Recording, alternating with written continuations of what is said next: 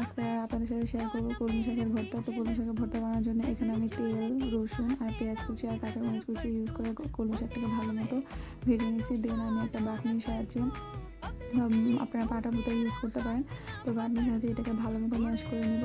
এটা ভালো মতো ম্যাশ হয়ে গেলে আমি এখানে শুকনো মরিচ, পেঁয়াজ কুচি, হালকা একটু লবণ দিয়ে এটাকে ভালো মতো মেখে নেব।